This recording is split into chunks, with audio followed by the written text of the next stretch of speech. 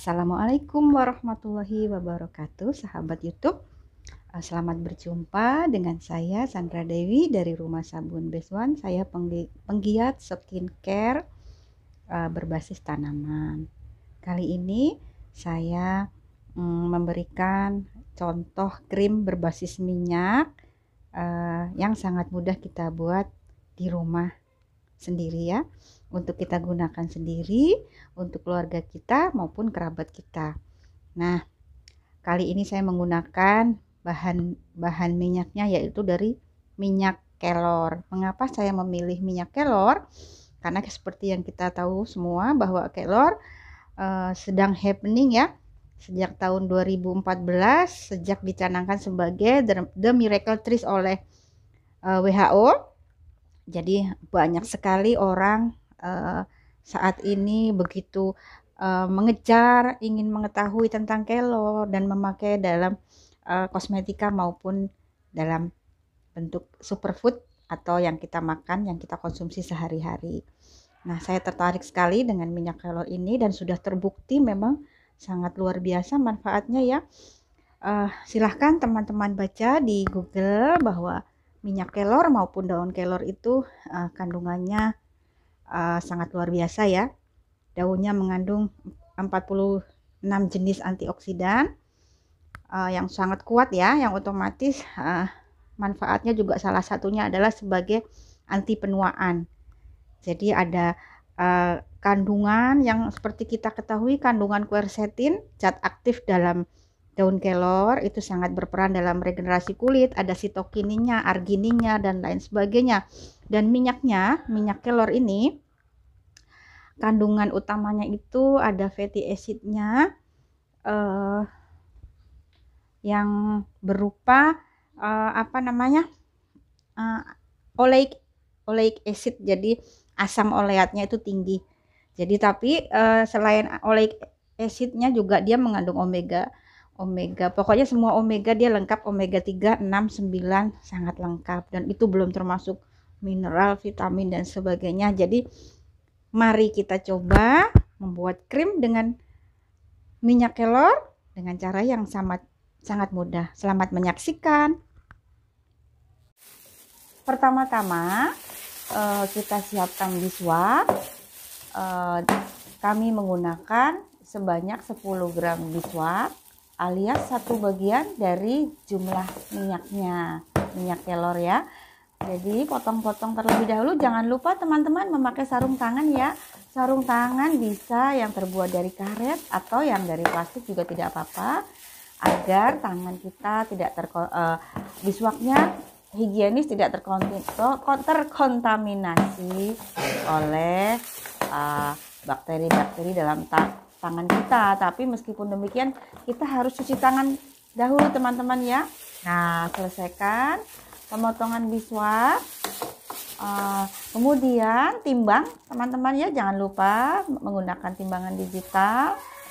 Nah, ini timbang sebanyak 10 gram, kemudian masukkan ke dalam wadah ya, masukkan dulu ke dalam wadah.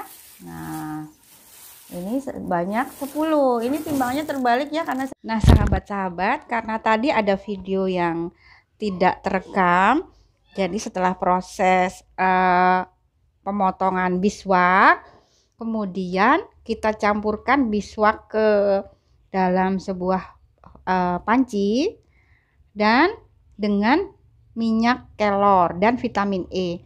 Jadi ukuran minyaknya dan beeswaxnya itu adalah 4:1. Jadi tadi saya memakai beeswaxnya 10 gram, minyak kelornya 40 gram, dan kemudian ditambah vitamin E ya teman-teman. Vitamin E option, jadi boleh dipakai boleh tidak, karena sebenarnya minyak kelor sendiri itu sudah lengkap kandungan vitamin-vitaminnya. Jadi kalau memang mau silahkan pakai, dan itu cukup beberapa tetes saja. Kemudian setelah dicampur ke panci, kita letakkan ke atas kompor ya. Kalau bisa kompor induksi yang digital supaya panasnya tidak terlalu tinggi. Kalau kompor biasa pun tidak masalah ya. Itu tapi jangan lupa teman-teman ditim. Jadi letakkan sebuah wajan atau panci yang datar, taruh air secukupnya, kemudian setelah airnya mendidih dengan api kecil, letakkan panci yang berisi biswak dan minyak tadi, tunggu sampai meleleh, dan setelah meleleh dan cair menjadi minyak semua, aduk, bisa dengan mixer kecil, bisa dengan garpu juga cukup kalau memang tidak ada mixer, dicampur. Nah, setelah suhunya hangat, tuangkan ke dalam gelas ukur, dan setelah itu boleh dituang-tuangkan ke dalam pot seperti ini, seperti yang ada di video.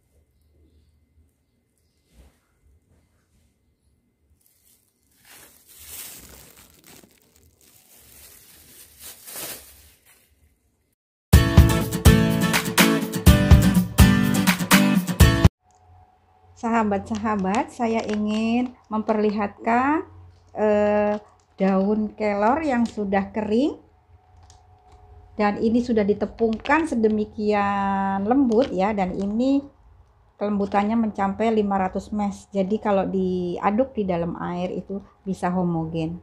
Jadi pilihlah tepung daun kelor yang kualitasnya sangat baik. Untuk video-video di kedepannya insya Allah nanti akan saya share tentang cara membuat tepung kelor, tapi secara garis besarnya saja, tepung kelor ini tidak dijemur dan tidak dijemur di bawah matahari langsung. Kalau misalnya teman-teman mempunyai daun kelor segar, boleh dicoba dijemur di dalam tidak di bawah matahari langsung, misalnya di teras belakang atau teras depan dengan rak yang ketinggiannya tidak mudah dijangkau oleh anak-anak, tidak dijangkau oleh ayam, oleh binatang peliharaan. Jadi kalau bisa ketinggiannya diatur sedemikian sehingga